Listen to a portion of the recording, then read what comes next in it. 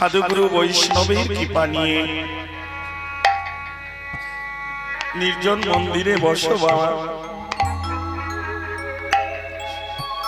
জীবনে তো অনেক জায়গায় বসলাম তো, কখনো অহংকারের ঘরে, কখনো অভিমানী জাতিবিদ্যা, কখনো বিদ্যার ঘরে, কখনো রূপবান হয়ে রূপের ঘরে জীবনে তো বসলাম। কিন্তু দেখলাম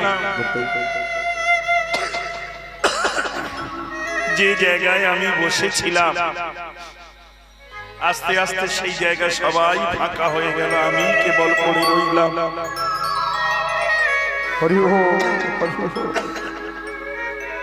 নিজেকে পণ্ডিত ভেবে শেষের দিনে বুঝলাম না গো, জাতিবিদ্যা চারিবেদ সরদর্শন যেবা করিয়াছে অধ্যয়ন, সে যদি গৌর নাই ভজে, বিধাতার অধ্যয়ন লোচন বিহনে জন, দরপনে কিবা কাজ সাজে। অন্ধের কাছে যেমন আয়না দিলে তার কোনো মূল্য নেই মা, যে নিজেই অন্ধ সে আয়নার কি মূল্য বুঝবে বলো? ঠিক তেমনি যে বিদ্যা অহংকারে অন্ধ হয়ে আছে, সে আমার গৌর প্রেম ধন পাবে কি করে?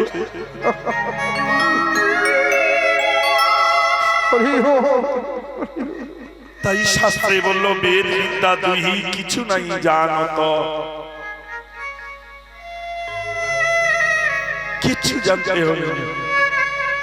সে যদি সদ্গুরু চরণ আশ্রয় করে সাধুগুরু বৈষ্ণবের পদধূলি নিয়ে গৌরাঙ্গকে সার করে নির্জনে বসে বসে প্রেমশ্রু ধারাতে বরিশন করে যদি হা গৌর একবার এসে বলে ডাকতে পারে, তবে রাগ করো না মা। আমরা সবাই ডাকি, ডাকি না যে তা নয়, ডাকি আবার সবাই কাঁদিও, কাঁদে না যে তা নয়। চোখের জল সবারই পড়ে, তবে কোন জল জানো? আমরা ডাকি নিজের স্বার্থে আর কাঁদি নিজের সুখে। দুঃখ পেলে কাঁদি সুখ পাবো বলে, আর ভগবানকে যখন ডাকি নিজের স্বার্থে, তুমি আমায় এটা দাও ওটা দাও, কিন্তু কোনদিন কাঁদি না ঠাকুর তুমি এসো আমি তোমাকে এটা দেব।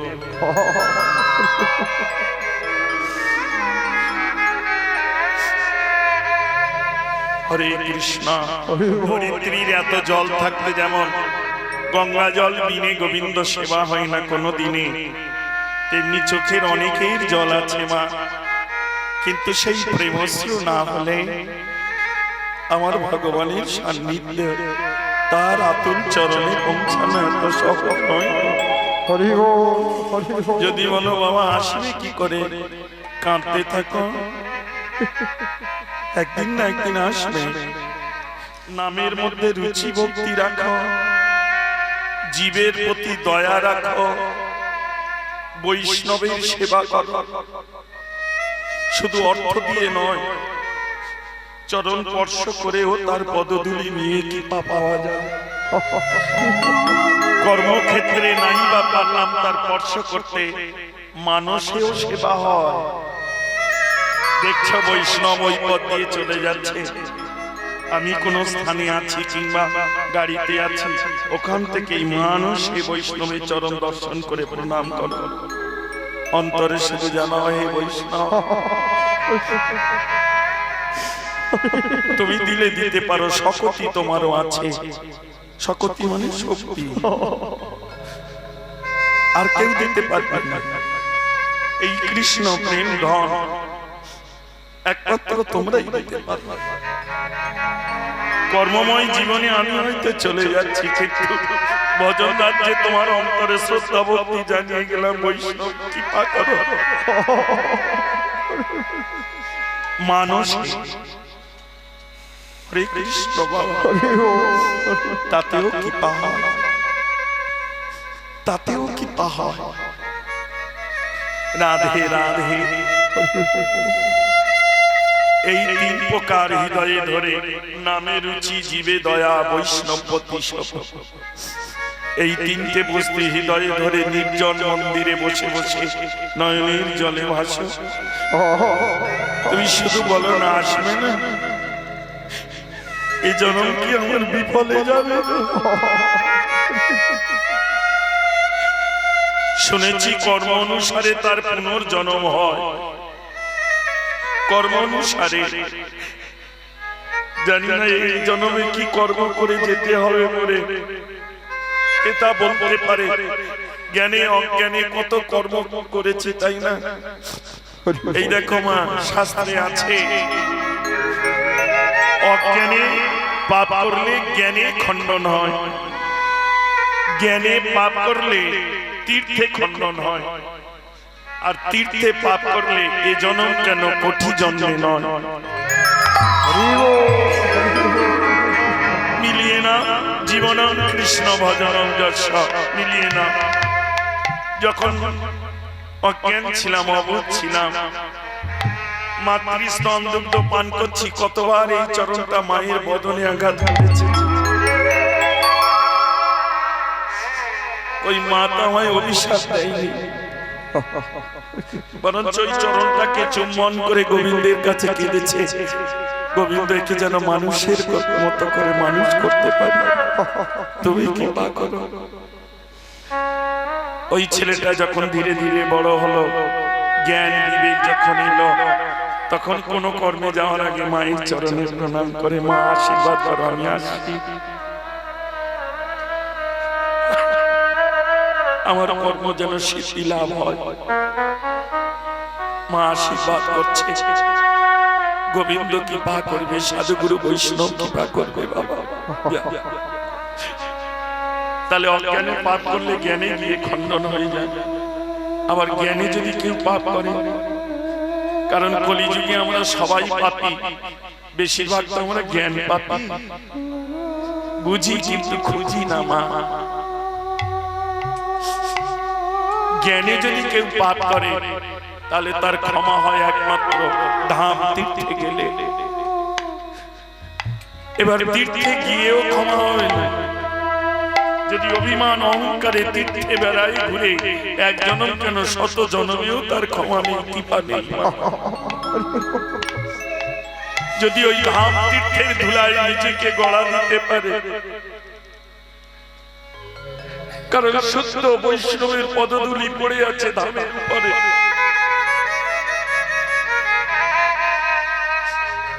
তখন কি পাওয়ালে হতে পারে।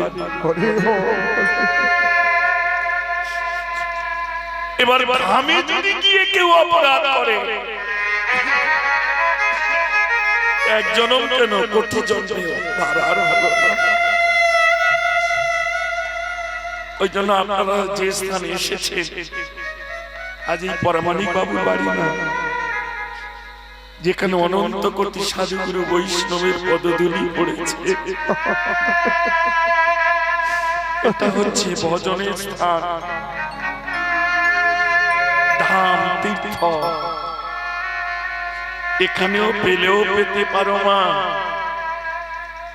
কে বলতে পারে এই সাধুগুরু বৈষ্ণবের মধ্যে কার পদধূলি পেলে যে তোমার কৃষ্ণ প্রেম জেগে উঠবে, হা গৌর বলে প্রাণ কেঁদে উঠবে? কে বলতে পারে? ওই জন্য পাঠালে নিজেকে নামিয়ে সাধুগুরু বৈষ্ণবের চরণে সঁপে দিও। তবে স্বদেহ না, মানুষে যতক্ষণ এই দেহ থাকবে, মন সময় সব সময় সাধুগুরু বৈষ্ণব চরণে নামের প্রতি। তবে নামের প্রতি মন রাখতে গেলে আগে নিজেকে নামাতে হয়। নাম করি না এমন কোন ব্যক্তি নেই মা, নাম করি সবাই, তাহলে পাই না কেন? নাম ওই চৈতন্য রস বিগ্রহ, পূর্ণ শুদ্ধ নিত্য মুক্ত অভিমান নাম না, তাহলে নাম করে আমাদের হয় না কেন? আসলে কি জানো মা, আমরা নাম করি কিন্তু সবাই নামতে পারি না।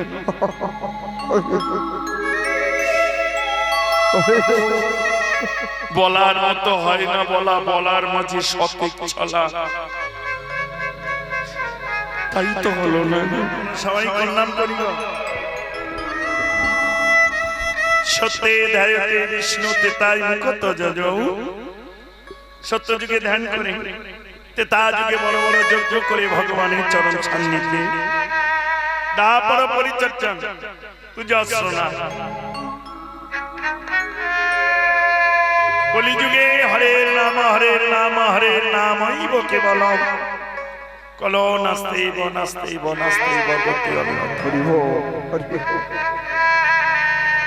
কলিযুগে নাম বিনে জীবের গতি নেই। কোন নাম করি? হরে কৃষ্ণ কৃষ্ণ কৃষ্ণ হরে হরে, হরে রাম রাম রাম হরে হরে। 16 নাম 32 অক্ষর, যে নাম দিয়ে মহাপ্রভু জগৎকে ভাসিয়ে গেছে। হাড়ি সুরি চন্ডাল নিচু উঁচু এক স্থানে রেখে গেছে, তাই না? শুধু মহাপ্রভুর কথা না হয় বাদ দাও না, বাস্তব দেখো। এই যে আমার এই গৃহকর্তা বাবার ভিক্ষা করে আনা ছেঁড়া চটের উপরে বলো না, কত জাতির মানুষ, কত ধর্মের মানুষ, কত উঁচু নিচু, সবাই এক আসনে।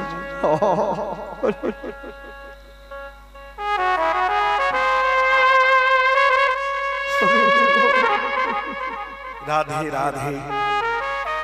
জগাই মাথায় যখন উদ্ধার হয়ে গেলেন,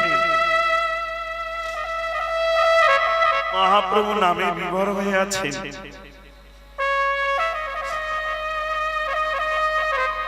একদিন এক ভক্ত মহাপ্রভুর কাছে জানতে বাসনা করছে, কিন্তু সাহস পাচ্ছেন না যেতে।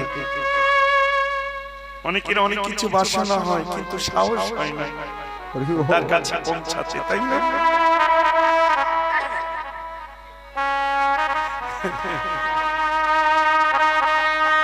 সেই ভক্ত গিয়ে ওই মাদায়ের কাছে ধরে পড়েছে, মাদায় তোমার সাহস আছে, সৎ সাহস, তুমি পারো মহাপ্রভুর কাছে জানতে। কি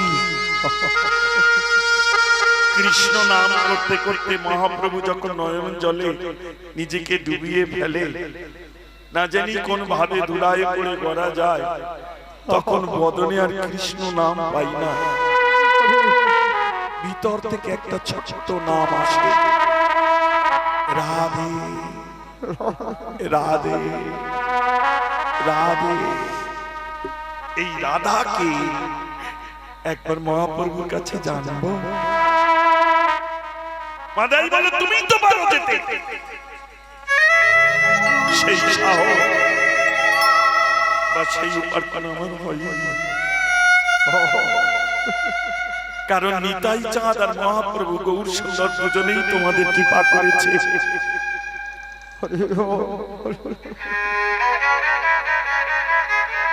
তাই তোমরা পারো। মাদাই বললে এই কথা বেশ। মহাপ্রভু এই যে মধ্যাহ্নকালীন সেবা অন্তে যখন বসে আছেন, তারপরে স্বয়ং যাবে, আগে বসতে হবে। যেই বসে আছে তখন মাদাই এসে চরণের পাশে বসেছে। মহাপ্রভু বলল, মাদাই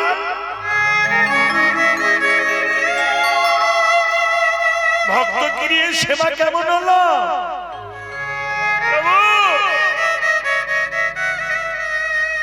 এই যে অমৃত অপেক্ষায় পূর্ণামৃত,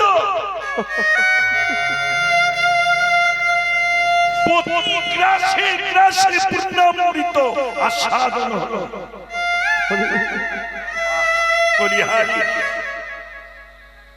তাহলে যে ভক্তের গিয়ে প্রসাদ পেয়েছ, আশীর্বাদ করো তোমরা। প্রভু আপনি স্বয়ং যারা আঙিনাতে পদধূলি দিয়েছেন তারা কৃপা না হয়ে পারে।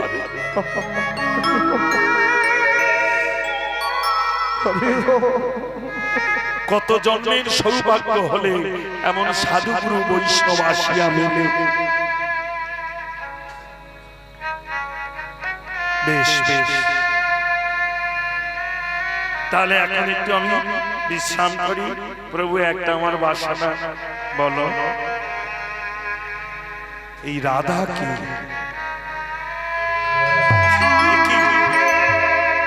এ নাম তুমি কোথায় পাইলে?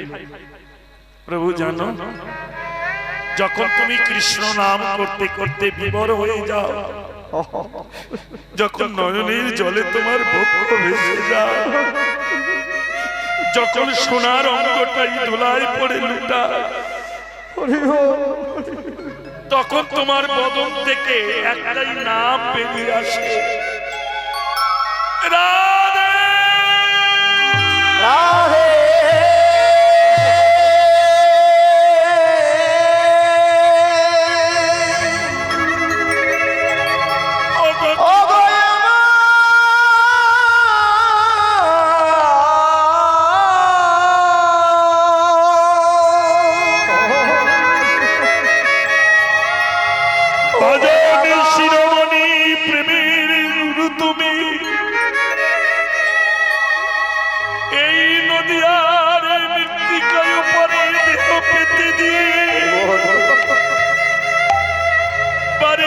তোমার কাছে কাঁদি আমি, তোমার কাঁদে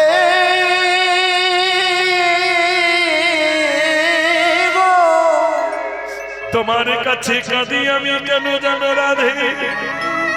এই জগতে সবাই আমার কাছে ঋণী, সবাই আমার কাছে ঋণী। বিশ্ব চরাচরে যারা আছে জগতে, ব্রহ্মাদি মহেশ্বর যত দেবগণে,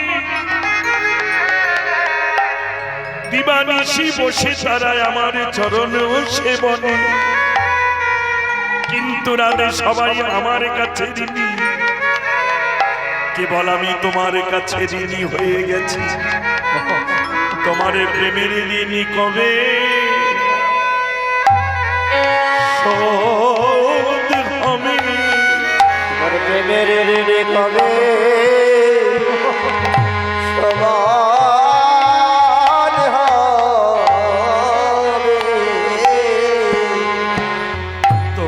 প্রেমের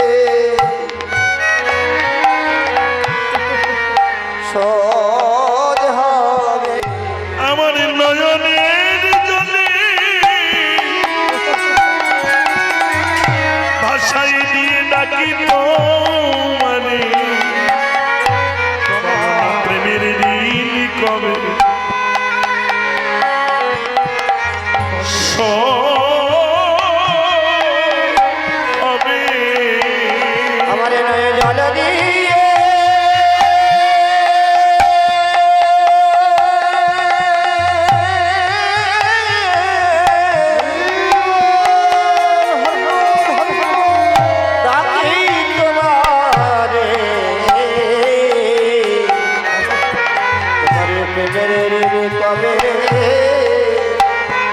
শোধ হবে? তুমি কৃপা করো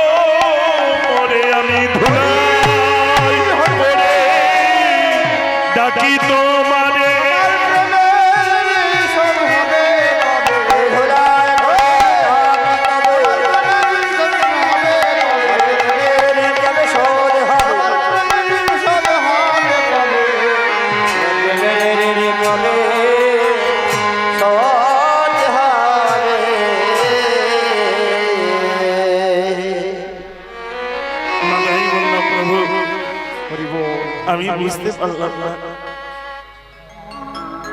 মহাপ্রভু চমকে গেল,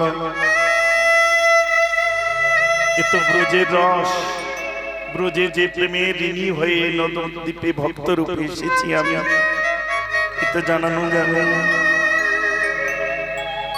হরে কৃষ্ণ, বাইরে জীব উদ্ধারণ নাম দিয়ে, অন্তরে প্রেম আস্বাদন। রান্না বাইরে অনেক কিছু করা যায়, স্বাদ কোথায় পাওয়া যায়? রসনাই দিলে স্বাদ পাওয়া যায়, তাই না? ঠিক তেমনি বাইরে অনেক নাম করা যায়, স্বাদ কোথায় পাবে?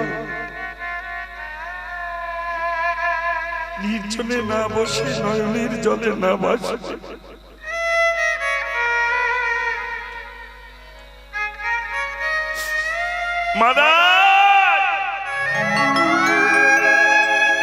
তুমি যখন এত প্রিয় আমার চরণে এসে আশ্রয় নিয়ে বলছ, তবে শোনো, এই হরিনাম নয় রে মাধাই, আর এক হরিনাম আছে। এই হরিনাম নিয়ে যাবে সেই হরিনামের কাছে। বোঝা গেল?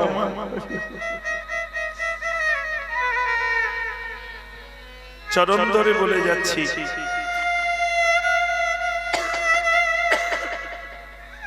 বৃন্দাবন যাদের যাওয়ার বাসনা আছে সে তো ভালো, আর যাদের বাসনা হয়েছে কিন্তু উপায় নেই, কিচ্ছু করতে হবে না, নিত্য তুলসীকে জল দান করো আর তাকে বলো, হে তুলসী দেবী, আমাকে একবার বৃন্দাবনে নিয়ে যান। কারণ রাধারানীর প্রিয় সহচরী হলো তুলসী। ওই তুলসী যদি একবার রাধারানীকে বলে দেয়, ওগো ব্রজেশ্বরী, এই ভক্ত কাঁদছে, তুমি কি একটু তোমার ধামে আশ্রয় দেবে? ধাম কৃষ্ণের নয়, ধাম রাধারানী। রাধার কৃপা না হলে ব্রজে বাস হবে না। ওই জন্য রাধার এক নাম ব্রজেশ্বরী। এই ব্রজের অধিকারী হচ্ছেন রাধা ঠাকুরানী। আর ব্রজেশ্বরী যদি কৃপা করে দেয়, কৃষ্ণ আর দূরে থাকে না, তার সর্বক্ষণ। তাহলে রাধা নাম বোঝা গেল বড় ভিতরে। কৃষ্ণ নামে তবু তো অঙ্গভঙ্গি নৃত্য করা যায়, কিন্তু রাধারাম যারা করে তারা শুধু ধুলায় লোটায়। রাধা তত্ত্ব হলো সেবা তত্ত্ব, আর কৃষ্ণ নাম তত্ত্ব হলো বিষয় তত্ত্ব। ভালো করে মনে করো, খুব নিগুড়ে বলছি। দীক্ষা হলো কৃষ্ণ তত্ত্ব, শিক্ষা হলো রাধা তত্ত্ব। শিক্ষার ঘরে না গেলে সেবা করবে কি করে, জানবে কেমন করে? আর সেবা যদি না করতে পারলে, দীক্ষা নিয়ে গোবিন্দ পেয়েও লাভ কি হবে বাবা? এমন মনুষ্য দেহ, যুগল কর বদন নয়ন শ্রবণ, কত কি গোবিন্দ সাজিয়ে দিয়েছে, যদি সেবাই না করতে পারলাম।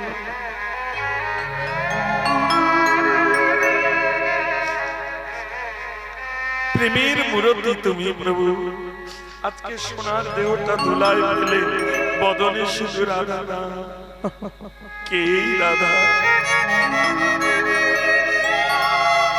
মহাপ্রভু তখন প্রকাশ করছে, তুমি জানতে পেরেছ? তবে শোনো, অন্তর কৃষ্ণ বৈ, রাধা কৃষ্ণ এক আত্মা দুই বপু ধরি, অনন্যে বিলাস রস আস্বাদন করি, সেই দুই দেহ দেখছ যে ধুলায় পড়ে আছে চৈতন্য গোসাই, ভাব রস আস্বাদিতে দোহে হলো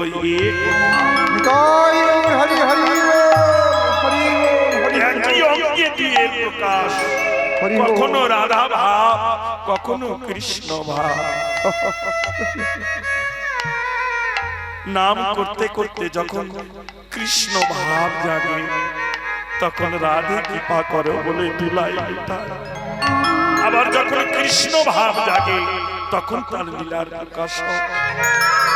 যেই রাধা নাম করছে গোবিন্দ ধুলায় লুটিয়ে পড়েছে, এদিকে গোবিন্দ গৌর সুন্দর আবার ধুলা ঝেড়ে উঠে সেই রাধার ভাবে প্রকাশ দেখাচ্ছে। ভগবদনে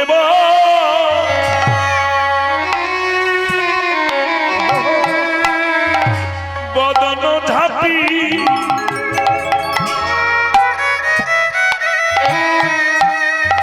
প্রভু রহে মানো ভরে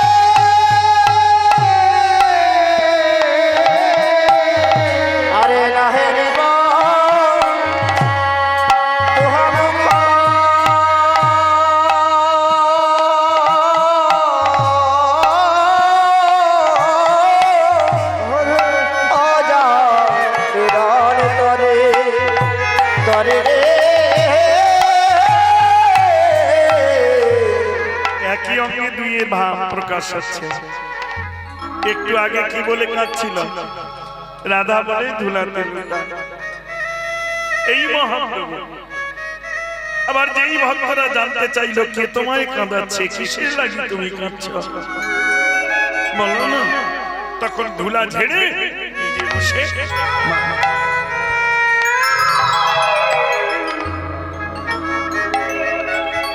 তাহলে যেটা ধুলায় পড়ে রাধে কৃপা করো বলে কাঁদছিল, এটা কোন মা?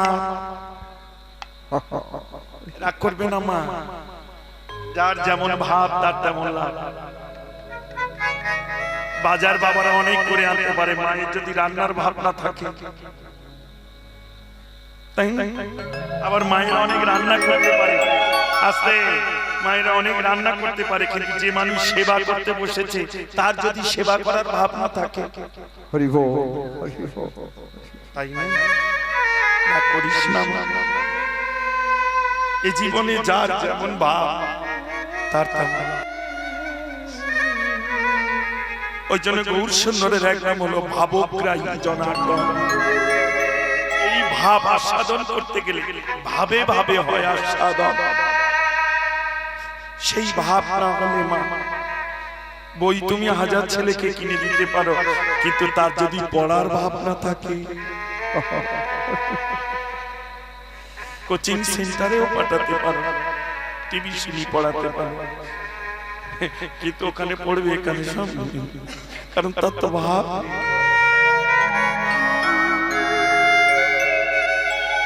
ঠিক তেমনি মা, নাম প্রেম ভাব হবে তোমার বিভিন্ন লক্ষ্য। এই নাম এমন এক বস্তু, এই জীবনে যারা নেমে নামকে আশ্রয় করেছে তার অন্তরে ভাব এই প্রেম অশ্রু। বারবার বলছি প্রেম, প্রেমটা আবার কামের ঘরে নিয়ে যেও না। কাম উপর থেকে নিচে নামে, আর প্রেম নিচে থেকে তোমাকে উপরে নিয়ে যাবে। ব্রহ্ম হতে নিম্নগামী তারে বলে কাম। গুরুচরণ আশ্রয় করে ভজন করে বাধা দিলে, ঊর্ধ্বগামী হলে পরে তবে ধরে প্রেমময় রাধা কৃষ্ণ নাম।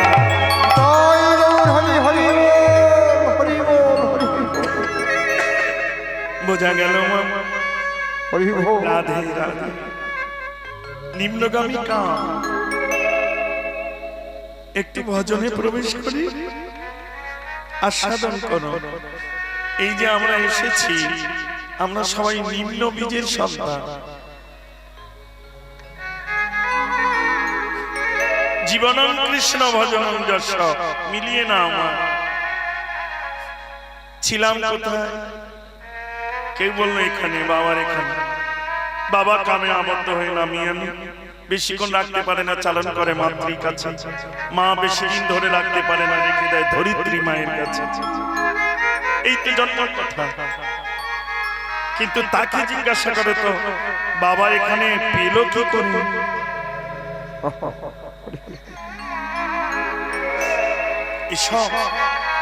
আমরা অনেকে বলি বাবা মায়ের উপরে কেউ নেই, বাবা মাই ভগবান, বাবা মাই শ্রেষ্ঠ, বাবা মাই।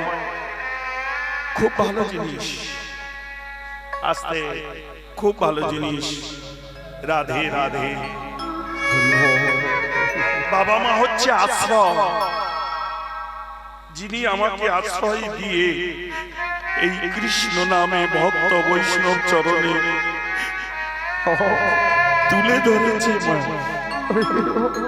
তাকে অবজ্ঞা অশ্রদ্ধা করে, অবহেলা করে সাধুগুরু বৈষ্ণব গোবিন্দ সেবা করলেও হবে না। তবে তাই বলে ভেবো না যে বাবা মাই আমার ভগবান, না। কারণ পিতা মাতা কামের মূরতি আর ভগবান নিষ্কাম মূরতি। এবার আরো গভীরে যাও। বাবা মা এর পেল কোথা থেকে? এই যে বাবা ব্রহ্মলোক থেকে এলো কি করে? অনেকবার অনেক জায়গায় বলেছি, ইউটিউবে আপনারা অনেকে হয়তো শুনেছেন। ভগবান পাঁচ অক্ষর, ভয় ভূমি, গয় গগন, বয় বাতাস, আকারে অগ্নি। ভগ ব আকার দিতে হবে, আকার দন্তের নবান ভগবান। তাহলে আকারে অগ্নি মানে আগুন, আর দন্তের নয় নীর মানে জল। এই পঞ্চরসই হচ্ছে ভগবানের আদি সৃষ্টি। ওই জন্য সনাতন ধর্ম সৃষ্টির আদি। এত সহজ বস্তু নয় বাবা।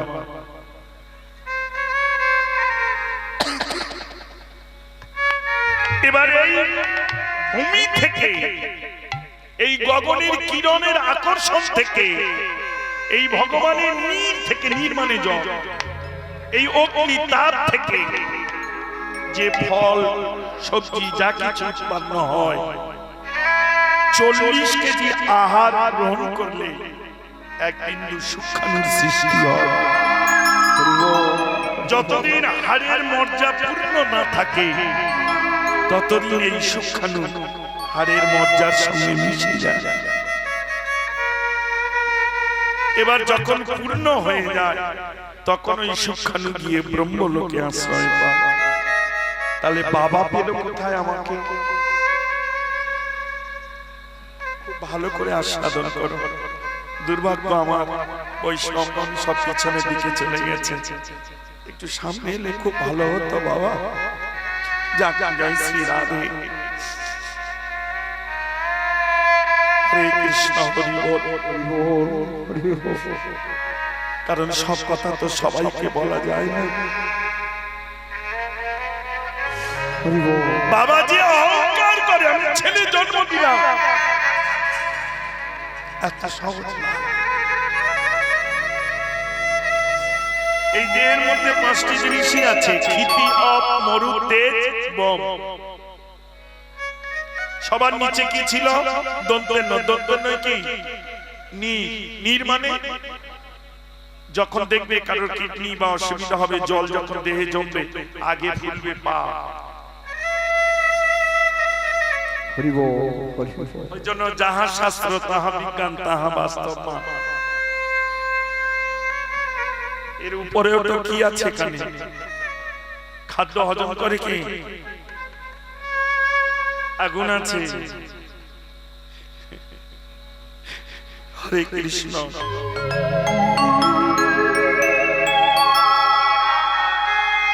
দেবতুল্য মনুষ্য জন্ম রে মা। আসলে কি জানিস মা, যেদিন বুঝবো সেদিন খুঁজবো, কিন্তু বড় বেলা হয়ে যাবে রে। আমরা অনেকে বলি বাবা মার ভাত দেয় না, গোবিন্দ গোবিন্দ কৃষ্ণ কৃষ্ণ করে। আচ্ছা তাই যদি হয় মা, এত মঠ মন্দির আশ্রম আছে, আমরা না হয় মূর্খ, তারা কি মূর্খ? ইউটিউবে প্রেমানন্দ বাবাজি দেখো তো, অনেকেই দেখতে পান। ও ডাইনে বাঁয়ে যারা আছে দেখেছ? ওদের কথা ছেড়ে দাও, বিরাট কোহলির অবস্থা এখন দেখো। গলায় মালা, তিলক, সাত্বিক আহার, যিনি বিশ্বখ্যাত ব্যাটসম্যান পৃথিবী। রাগ করিস না মা।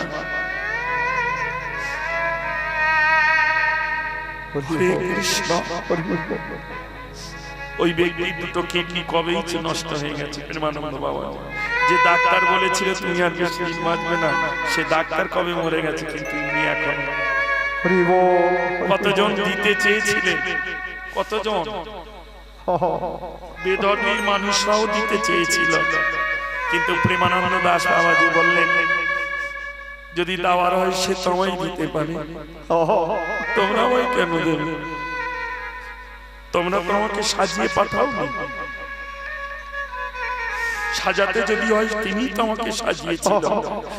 সেদিন ওইটুকুনি সূক্ষ্মাণু পিতৃ ব্রহ্মলোক হতে, পিতৃলোক হতে ওইটুকুনি সূক্ষ্মাণু মা আশ্রয় করে বলতে পারো ওইটুকানি সূক্ষ্মাণু থেকে কি আমায় এত সুন্দর করে গড়েছে। যদি জগতে বাবা মা গড়তে পারত, তাহলে গর্ভের সন্তান কাঁড়া খোঁড়া অন্ধ পঙ্গু কেন কেউ গড়তে পারি না? গড়ে না আমার সেই গোবিন্দ।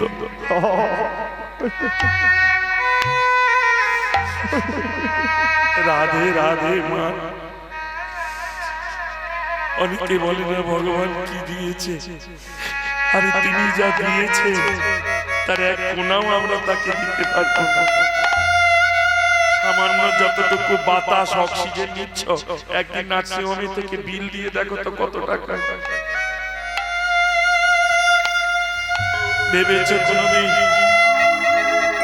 সবই এই ভগবানের প্রকৃতি সৃষ্টি, তার অঙ্গ থেকে সবই সৃষ্টি মা। গগন মানে আকাশ না, চন্দ্র সূর্য যা দেখছো সবই ভগবানের সৃষ্টি। হরে কৃষ্ণ হরি বল। প্রথমে ভয় ভূমি, যেখানে তুমি প্রথম নেমে আশ্রয় পেয়ে কেঁদে উঠেছিলে, তবে যে কান্না কাঁদবে বলে সে কান্না পড়ে ভূতলে গেছে মায়ার ঘরে ভুলে। হরে কৃষ্ণ মা। জয় শ্রী রাধে। তাহলে একবার রাধা আর একবার কৃষ্ণ। কৃষ্ণ ভাব যখন ওঠে রাধারানীর কৃপা পাবে বলে সোনার অঙ্গটা ধুলায়।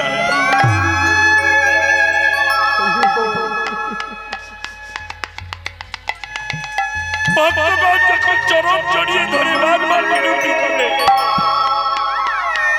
চেতন ফিরে এলে তিনি আবার রাধা ভাবে কখনো কখনো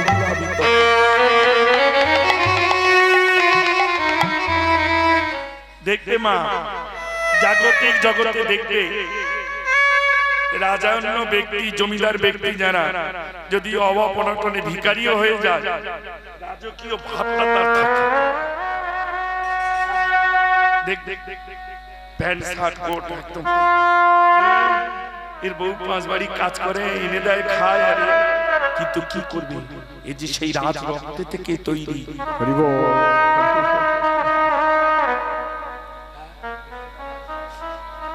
তাই নয়?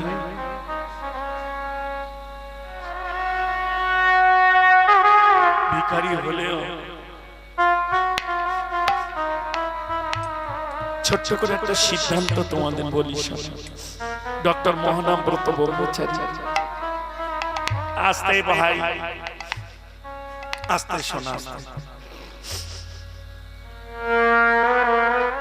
যারা যারা আশ্রয় নিয়েছেন গুরুচরণে, চরণ ধরে বলে যাচ্ছি মা, আর কোনোদিন দেখা হবে কি জানি না। এসেছিলাম আমার ভাইদের বাড়িতে, বাবা আছে বসে, আসলে কি জানো মা, কীর্তন এখন আর ভজন নেই রে, কীর্তন এখন ভোজন হয়ে গেছে, নিচে কুদে রঙ্গরসে। ওই জন্য আছে মা, কলিযুগে ঘরে ঘরে বলি নাম সংকীর্তন হবে, আচার বিধি নিষ্ঠা না জানিয়া, সাধুগুরু না মানিয়া, নাচিয়া কুদিয়া সব রস তলে যাবে। কারণ এই কলিযুগে 81 কুণ্ড নরক আছে, এগুলো পূর্ণ করবে কারা? সবাই যদি হরি বলে উদ্ধার হয়ে যায়, এত সোজা নয়। গুরুচরণ আশ্রয় করে আগে তার সঙ্গে একটা সম্বন্ধ করো। গুরুদেবের কাছে জানো বাবা আমি কি সম্বন্ধে তার সেবা করব, সে আমার কে হয়, আমার সঙ্গে সম্বন্ধ কি? রাগ করবে না মা, সম্বন্ধ যদি স্থির না হয়, ঠিক না হয়, সেবার তাৎপর্য হয়ে যাবে। যেমন দেখো ছোট্ট করে বাস্তব জগতের কথা খুব আপন করে বলে যাচ্ছে যতটুকু পারি। আপনার সঙ্গে আমার মায়ের ছেলে সম্বন্ধ, মনে করুন আপনি অন্ন আর সুক্ত করেছেন তিত, আমি স্কুলে যাব, আই খেয়ে, বাচ্চা ছেলে সে তো তিত খেতে চায় না, ছেলে আমি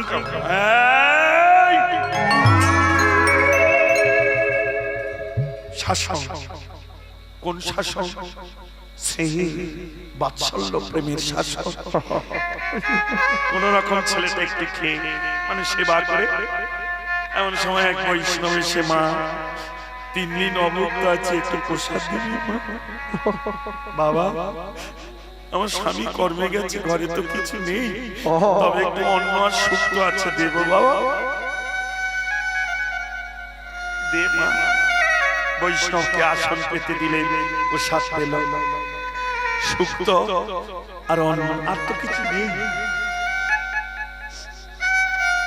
যাওয়ার সময় বৈষ্ণব চরণে প্রণাম করে আপনি কেঁদে বলছেন, ঠাকুর ও বৈষ্ণব ঠাকুর, যদি দিতে হয় এই আশীর্বাদ করে যান, যেন আমার এই বংশকুলে কোন কৃষ্ণ ভক্ত আসে,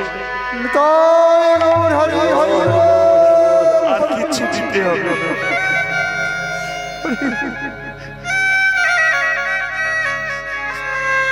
বৈষ্ণব প্রসাদ পেয়ে আশীর্বাদ করে চলে গেল। স্বামী কাজে গিয়েছিল, কাজ হয়নি, ফিরে এসে সেই অন্ন আর শুক্তো, স্বামী বলল এই দিয়ে খাওয়া যায় বলো? কি করবো বলো, আর তো কিছু নেই, খেয়ে নাও, মিলিয়ে নাও। একই বস্তু, একই ব্যক্তি সেবা দিচ্ছে, ব্যক্তি যখন আলাদা হয়ে যাচ্ছে, সেবার তাৎপর্য আলাদা হয়ে যাচ্ছে। ছেলের কাছে শাসক, বৈষ্ণবের কাছে অনুরাগ, প্রেম নিবেদন, স্বামীর কাছে অভিমান। অভিমান মানে গভীরের অনুরাগ, ভালোবাসা। তুমি খাবে না তো এটা কি হবে? তার জন্য করলাম। তুই যদি না খাবে আমিও খাবো। একই বস্তু দিচ্ছ নকুলদানা, তাতেও হবে, কিন্তু সম্বন্ধ যদি না থাকে তা করবে না মা। ওই জন্য দীক্ষা নিয়ে আগে জানতে হয় আমি কোন গোপীর গোপী আনুগত্যে তাকে ভজন করব, কি রূপে তাকে সেবা করব। তুমি আমায় বৃন্দাবনের এক বুড়িমা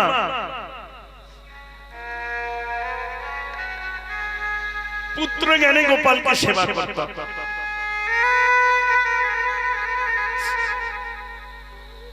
তার সেবা করতে করতে একদিন গোপালকে বলছে, গোপাল রে, আমি একটু মাদুকরি যাচ্ছি, জানিস 2-3 দিন আসবো না, তুই একা থাকতে পারবি তো? তোর জন্য এই রন্ধন করে ফল মিষ্টি মিষ্টান্ন আমি সাজিয়ে রেখে গেলাম, 2-3 দিন একটু আমি মাদুকরি করতে যাবো, জানিস গোপাল?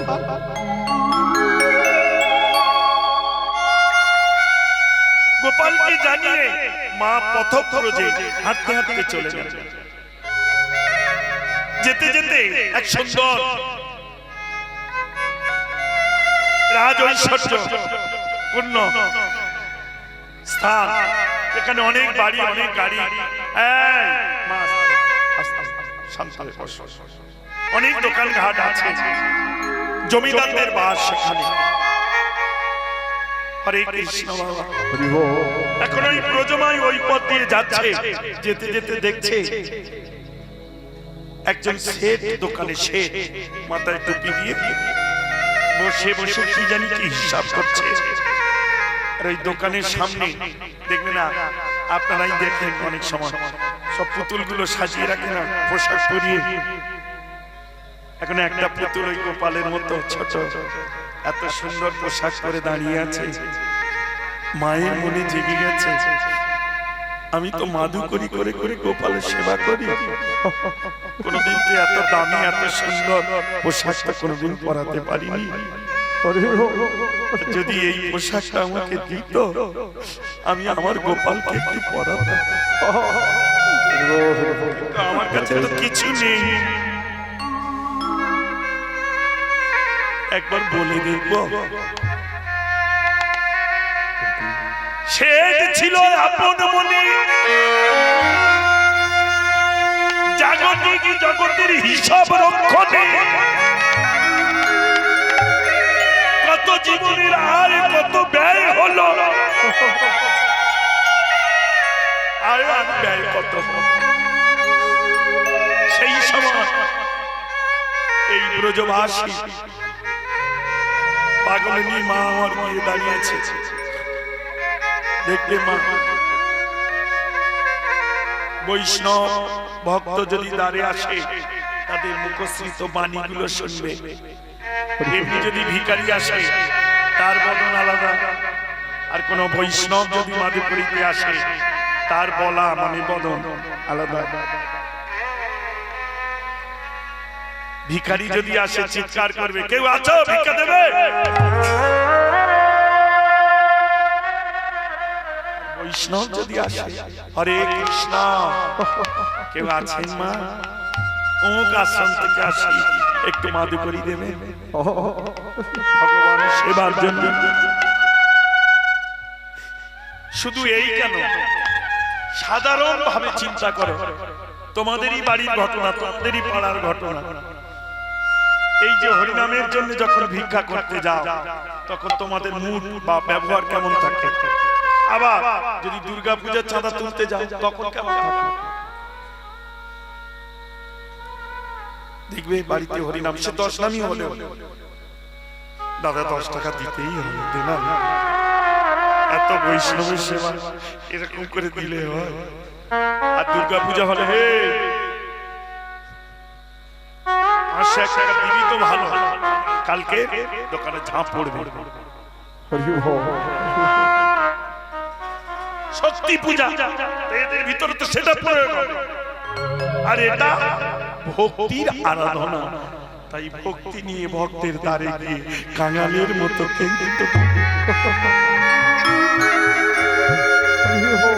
জীবনের সঙ্গে মিলিয়ে দেখো। যদি এগুলো হালকা রস। হরে কৃষ্ণ হরি বল। তাই বৈষ্ণবে বৈষ্ণবী মা দাঁড়ে দাঁড়িয়ে দোকানের কাছে দাঁড়িয়ে দাঁড়িয়ে বৈষ্ণবকে শেষে দেখলো। দেখার পরে ডাকছে, বাবা ও বাবা, বাবা ও বাবা। সে যে মনে ভাবে এত কর্মচারী আছে, কেউ তো কোনোদিন বাবা বলে না, কেউ বাবু বলে, কেউ শেঠি বলে, কেউ আবার মালিক বলে, কিন্তু বাবা বলে কে ডাকে? জীবনে তো আমার কোনো সন্তান নেই।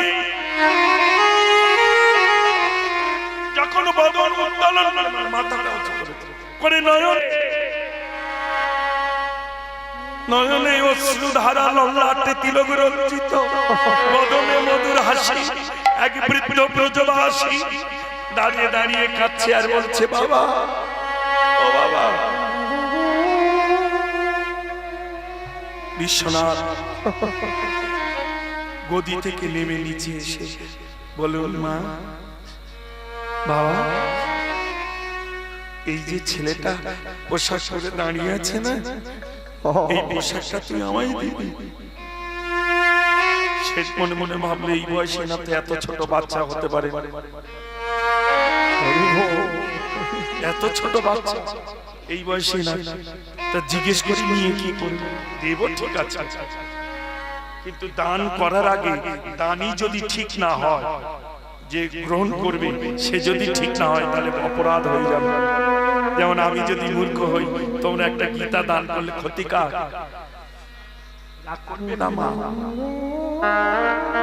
ওই জন্য দানই দেখে দান করো। বলি মহারাজ জেনেছিল যে এই সেই বালক নয়, তিলকপতি গোবিন্দ, এইখানে দান করলে গোবিন্দ তার চরণ দিতে বাধ্যই, ছেড়ে দিতে পারবে না। ওই জন্য সব জায়গায় দান করতে নেই, রাগ করবি না, চরণ ধরে বলে যায়।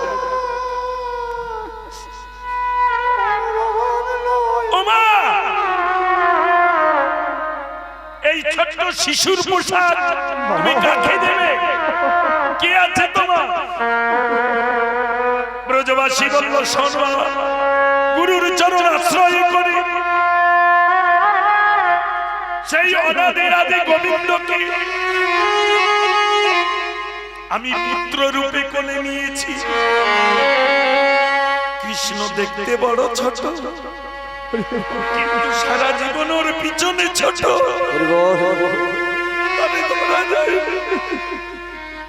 আজ মনে বড় বাসনা,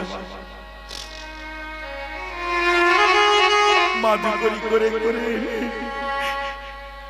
কোন রকম দুটো সেবা দিতে এমন পোশাক যদি পেতাম, একবার আমার গোপালকে পরিয়ে দেখতাম কেমন লাগে।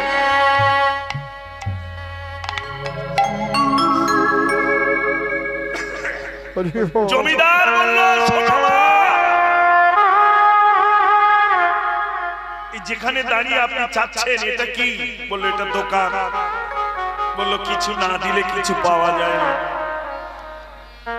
তুমি আমায় কিছু দাও, আমি তোমায় দেব। ভিখারি মা বললো, এই দেখ বাবা, আমার কাছে কি দেব, এই দেখ। একদিন এক রাত আমি কত পুরোজে এসেছি, অনাহারে আছি বাবা, কি দেব? বললো, মা গো, জাগতিক জগতে ধন ঐশ্বর্য সবই আছে, আমি অন্ধকারে আত্ম অহংকারে ছিলাম বসে।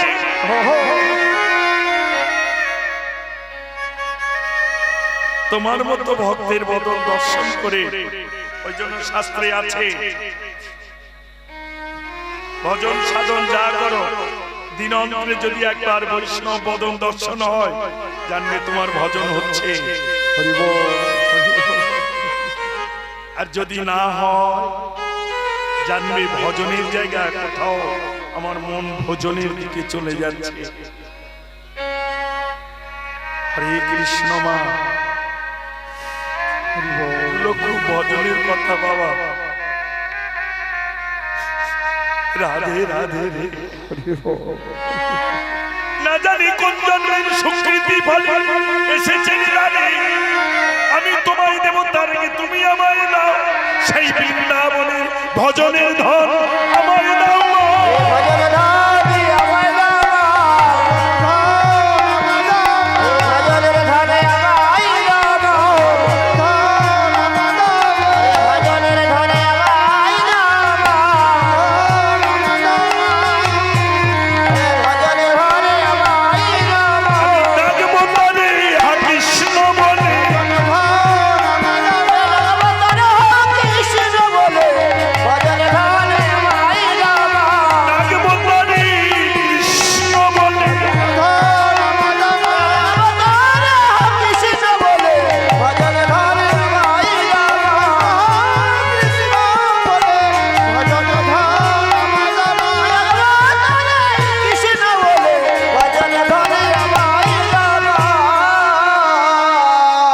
বৈষ্ণবী মা বলল, শোন বাবা, আমি তো দিতে পারবো না।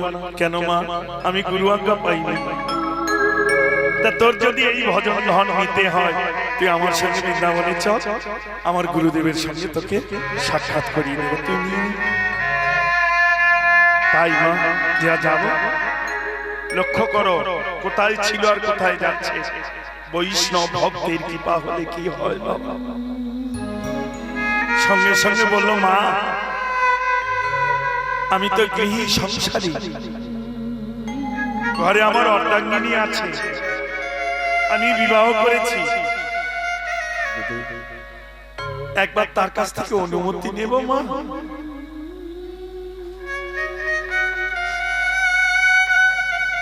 তাই বাবা, তাহলে আমি একটু মাদুকরি করি, আর তুই গিয়ে শুনিয়া, যদি সে যায় ভালো, আর যদি না যায় তাহলে তুই আমার সঙ্গে যাবি তো? বললো হ্যাঁ মা। আর এই পোশাকটা, বললো মা চিন্তা করো না তুমি। গাড়িতে করে বাড়িতে গেল। সে অট্টালিকার উপরে স্ত্রী গোবিন্দের কাছে বসে বসে কাঁদছে, ঠাকুর নারী জন্মের সৌভাগ্য হলো, তার গর্ভের সন্তান যেদিন তাকে মা বলে ডাকে,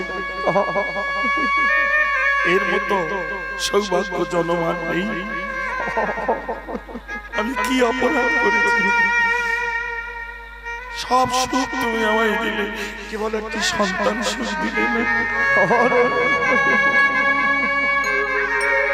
এমন সময় সে কইগো শুনছ, আমি সে কি স্বামী অসময় তুমি? তবে কি তোমার কোনো ব্যাধি, কোনো শরীর খারাপ? বলল না গো, এতদিন আমার ব্যাধি ছিল ভব মহাব্যাধি, আজ আমি সেই ব্যাধির ঔষধি পেয়েছি, তাই তোমার কাছে এসেছি, তুমি যাবে কোথায় বলো না? শেঠ বলল, শোনো তবে বলি, এক বৈষ্ণবী মায়ের কৃপা পেয়েছি, আমি যাব মধু